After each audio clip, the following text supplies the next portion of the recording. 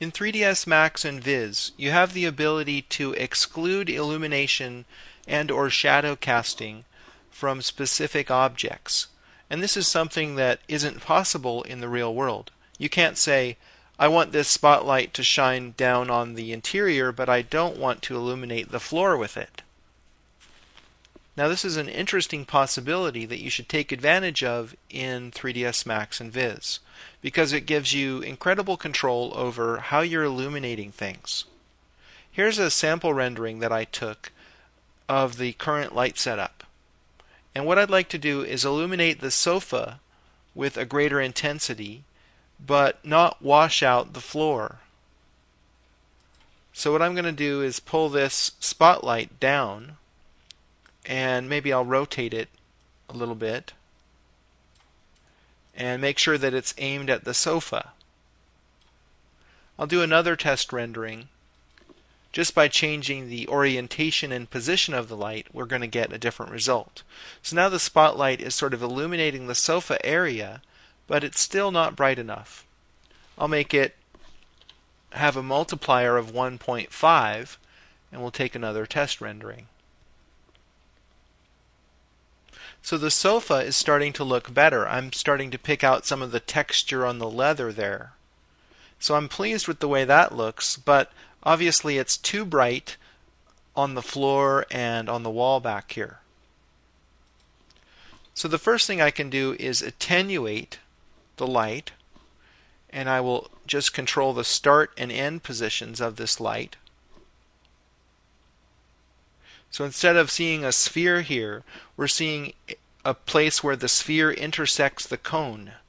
And so now the way that you would read this is that the light is at full intensity until it reaches the start here, and then it will start to ramp down until it meets the end.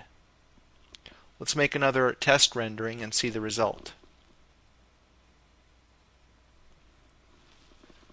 The sofa still looks pretty good, and we've removed a lot of the illumination that we were getting on the wall, but we still have a bright spot on the floor that I'd like to get rid of.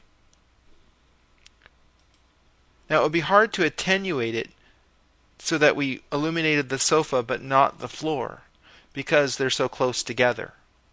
If we brought the end up to try to do that, we would be creating a more dramatic transition, which is probably not what we want. Let's take a look at that.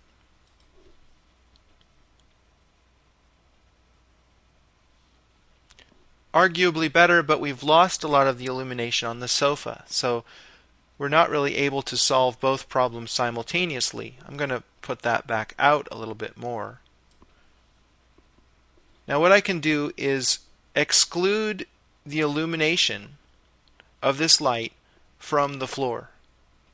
And that is done up here in the General Parameters rollout.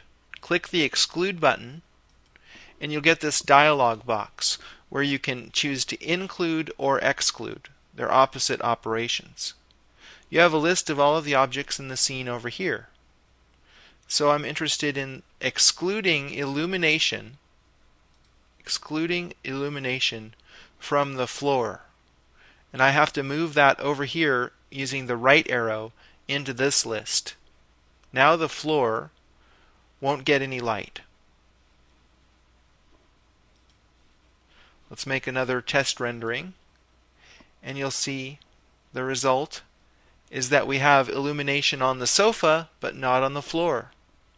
So in this way you can make lights that specifically illuminate certain objects, and it gives you just finer control over how your scene is lit.